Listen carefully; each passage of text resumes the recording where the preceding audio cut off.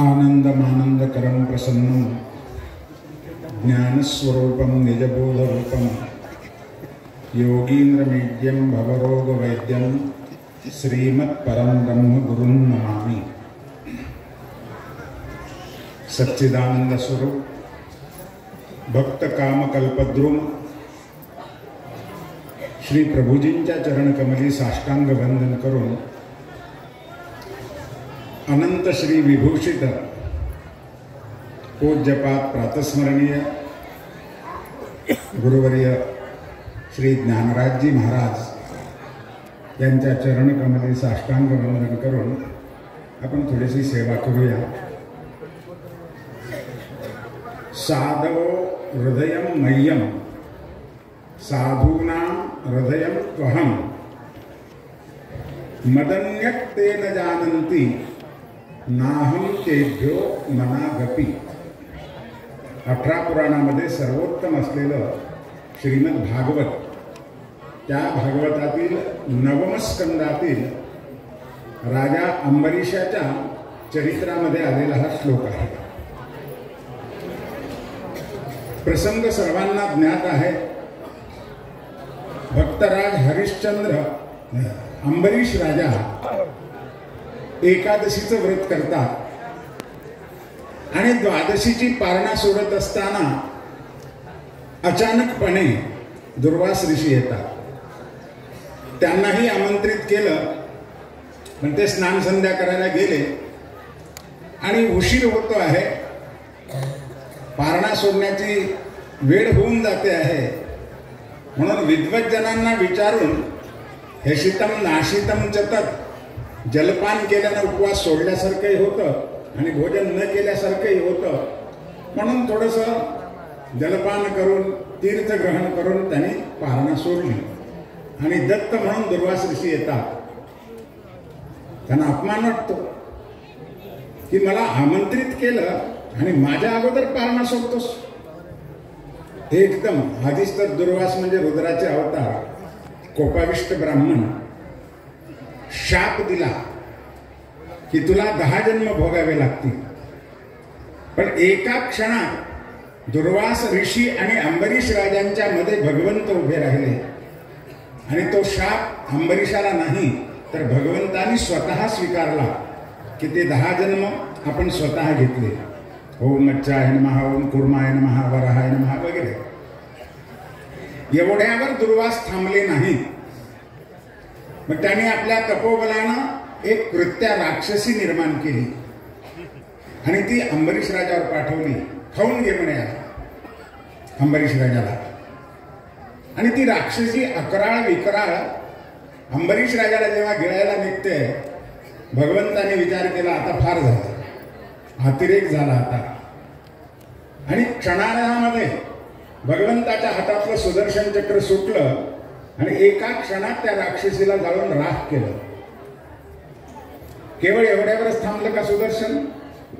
राक्षसीला संपवल्यानंतर आता दुर्वासांच्या मागे ती सुदर्शन आहे आणि त्या सुदर्शनाला पाहून दुर्वास भयभीत झाले आणि पळू लागले।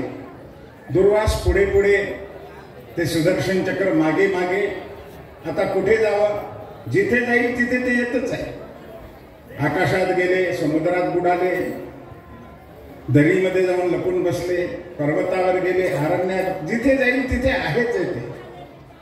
शेवटी सत्य लोकाला जातात ब्रह्मदेवाकडे शरण।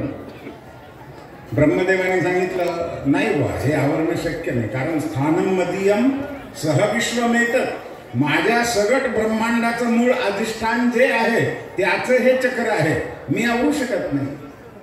मग काय करू आता हे तरी सांगा। ते म्हणे आता कैलासावर जा, भगवान शंकरावरती।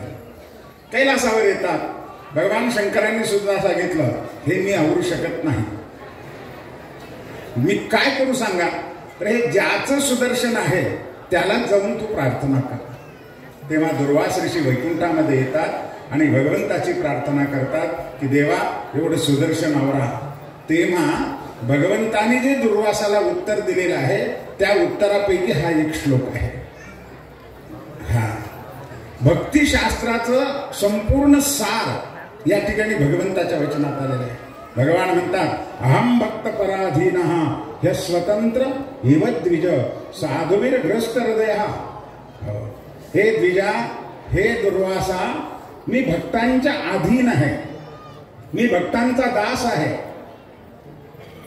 मी भक्तांच्या अंकित आहे, मी सुदर्शन आवरू शकतो, पण तुम्ही म्हणाल्यानंतर नाही, माझ्या भक्ताने म्हटलं तर आवरू शकतो.